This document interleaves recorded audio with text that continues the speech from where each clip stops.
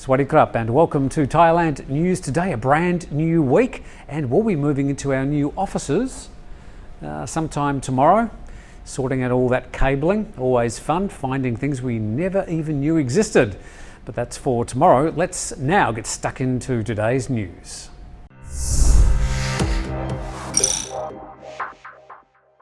"369 new COVID-19 cases were reported today during the daily briefing. Most cases were detected in Samut Sakhon in a mass testing campaign. Thailand currently has 3,147 active COVID-19 cases under treatment and investigation. 12,423 infections have now been detected since the start of 2020.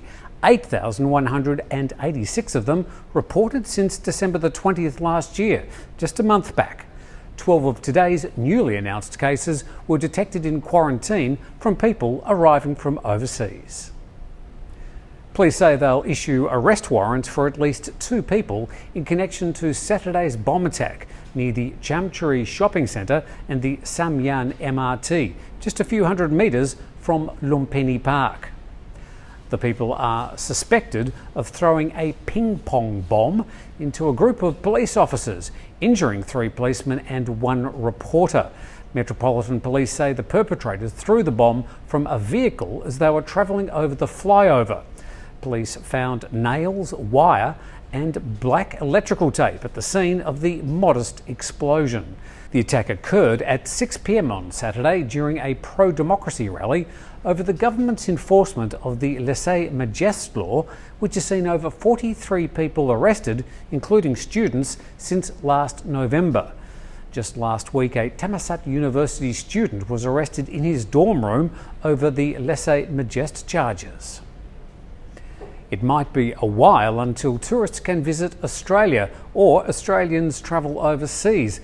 The Australian government has announced that borders might not reopen until at least 2022.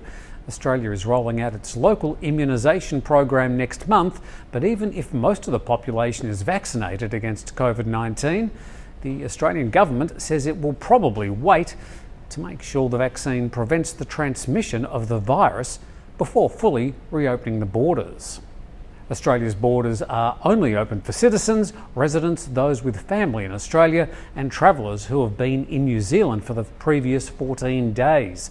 All incoming travellers must quarantine for 14 days unless they came from an area classified as a green safe travel zone. A government spokesperson announced today, already airlines have indicated that if you're not vaccinated, you can't travel overseas. And I think that will be an incentive for a lot of people. It looks like I'll be chatting to my family over Zoom for another year. Thailand is on fire. The burning off of harvested crop plantations is lighting up the agricultural areas. The truth is starkly revealed in this live NASA satellite feed, which tracks the fires around the world. The website, Firms Modapps, shows the concentration of the current fires around central Thailand, north of Bangkok, parts of Isan, northeast of Bangkok, and around Chiang Mai in northern Thailand. Notably, the concentration of the fires in northern Cambodia and across the northwestern border in Myanmar is also causing plenty of problems as the foreign smoke drifts across the borders. No matter what the Thai officials do to enforce the rice, sugar and corn plantation burn-offs, there's little they can do about the haze drifting across the borders. Bangkok, so close to clusters of fires, is in for bad air pollution this week, or any time the light winds of the start of the year blow from the north or the northeast. The lack of rain adds to the problem, the annual problem that engulfs Thailand's capital during days between December and April, with the worst month statistically being March. Chiang Mai also has a local geographic problem which exacerbates the bad smoke pollution. The city's in a valley surrounded by hills, trapping in the smoke and helping block any breezes that could otherwise blow it away. A 44-year-old Australian man is wanted by Thai police for allegedly sexually abusing children in Thailand. Mr. Adam Fox financially supported some migrant children in poverty-stricken areas and allegedly sexually abused them. He's wanted for alleged sexual assault or abuse of at least 3 Burmese boys, all under 15 years old, at his home in Tak's Mesot district, near the Myanmar border. According to the Sydney Morning Herald, Adam has claimed the accusations are a setup. The Herald notes that there's also an explicit video allegedly involving Mr. Fox and a boy, as well as messages that go into detail about sexual abuse.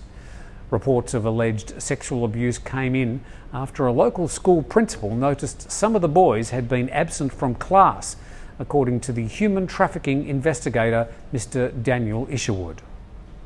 Well, that's all the main stories from around Thailand today. You can find out all the latest details about just about anything involving Thailand at thetiger.com. Please subscribe to the channel. Thank you for watching, and we'll look forward to seeing you tomorrow.